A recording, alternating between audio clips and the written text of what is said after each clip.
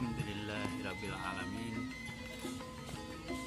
Mudah-mudahan kita semua di pagi hari ini diberikan kenikmatan oleh Allah Subhanahu wa taala dengan kenikmatan iman.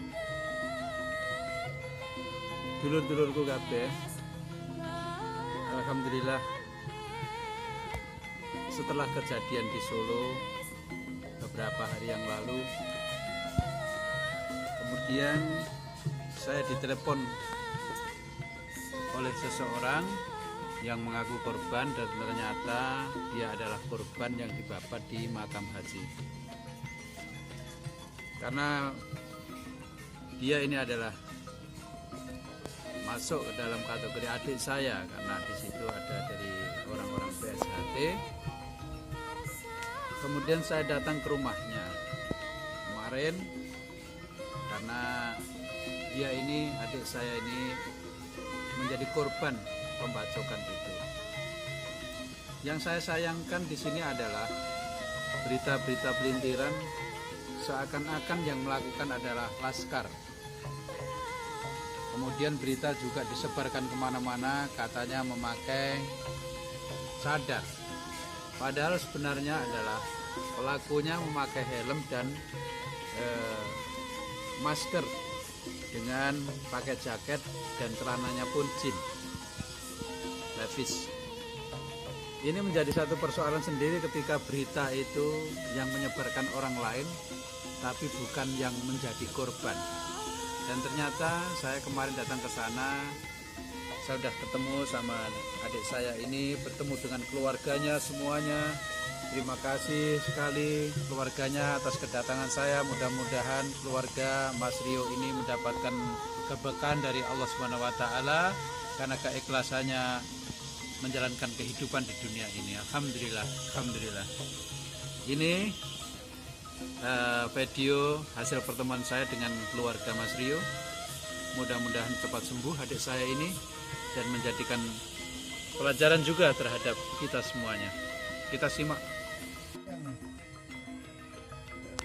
Bismillahirrahmanirrahim. Alhamdulillahirabbil alamin. La haula wala quwata illa billah. Alhamdulillah, pada sore hari ini saya silaturahim ke rumah adik saya Rio. Adik saya Rio ini yang kena sabetan pedang peristiwa yang di makam haji kemarin, yang dari preman-preman itu, gak tahu preman dari mana, yang jelas ini kesabet pedang. Saya akan tanya langsung kepada dia, adik saya ini, kebetulan saya seniornya, saya akan bertanya, dan saya ditemenin oleh saudara saya Amak. Ini dulu yang mendirikan Laskar Solo yang pertama kali, ini dari Dewan Suronya ini. Dek, peristiwanya itu gimana, Dek? Peristiwanya waktu sampean sebelum dari pulang dari makan kan itu, pulang dari makan langsung mengarah ke makam haji, terus ketemu teman-teman dari PSHT yang di toko itu, di mana, di Alfamart ya itu. Nah, sampean ngasih kode titit gini ya, terus kemudian sampean bablas ya. Terus dari sebelum underpass itu berarti yang banyak orangnya itu sebelum underpass. Dari underpass ya, terus akhirnya sampai situ ke arah barat, terus coba ceritakan.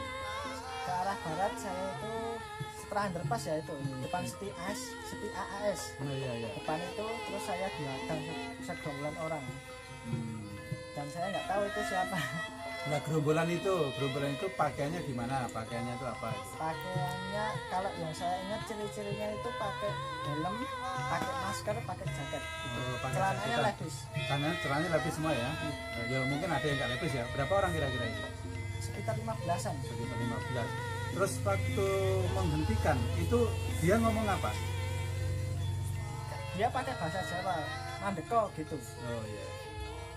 Terus ya, saya refleks berhenti gitu. Ketika mandeko, nah, kamu sama rombongan langsung berhenti ya toh? Ya, lah yang dibabat itu setelah mandek itu, yang dibabat itu siapa-siapa itu?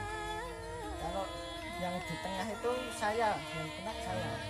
Terus yang sama ya di depan sendiri pakai atribut PSHT juga. Oh, berarti yang kena itu, yang pakai atribut PSHT aja ya? Iya. Jadi yang nggak pakai atribut PSHT tidak dibabat? Enggak Dibabat. Terus kemudian teriaknya apa?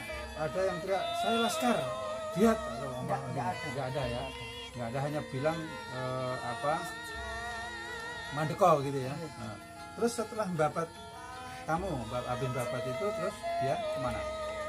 Kalau saya itu langsung lurus ke depan, kalau dia putar Lari balik. atau Lari Oh, saya. sampai lari. Sampai boncengan nggak? Boncengan. Boncengan. Sampai yang bonceng. Saya yang boncengin. Oh yang boncengin. Dan yang bonceng mah nggak kena ya? Yang bonceng itu pertama itu mau turun dari motor, tapi malah gondoli saya. Oh Terus ya itu. bapak. Ya. Akhirnya yang rombongan itu langsung belok atau lurus putar balik? arah. Yang depan itu putar arah. Oke ya, saudaraku semua, jadi saya sedikit apa untuk bertanya kepada Mas Rio, dan ternyata yang babat itu bukan pakai penutup seperti yang disebarkan orang, tidak pakai cadar, tapi pakai helm, kemudian pakai masker. Kan semua sekarang pada pakai masker karena ada COVID corona ya. Nah kemudian berpakaiannya pun pakai jaket, kemudian pakai celana lepis. Katanya ada yang pakai sarung juga. Ada satu orang ya. Satu orang pakai sarung. Nah kalau sarung itu kan siapa saja boleh pakai. Ya mudah-mudahan dengan adanya ini kepolisian segera mengungkap dan menangkap semua orang-orang yang menganiaya ini. Satu yang di makam haji yang pas kebetulan adalah dari PSHT, kemudian dari Mojosongo yang kebetulan dari PPSHTPM. Mudah-mudahan segera menangkap, dan ini jangan sampai menjadikan konflik horizontal. Karena apa? Jangan sampai membalikkan, bahwa yang penting polisi segera menangkap. Karena isunya ini adalah laskar, maka segera ditangkap saja untuk penganiayanya. Karena kalau saya lihat dari cara berpakaian, cara bekerjanya, itu bukan laskar. Saya yakin ini bukan laskar. Ingat, jangan sampai kita percaya hal-hal yang adu domba.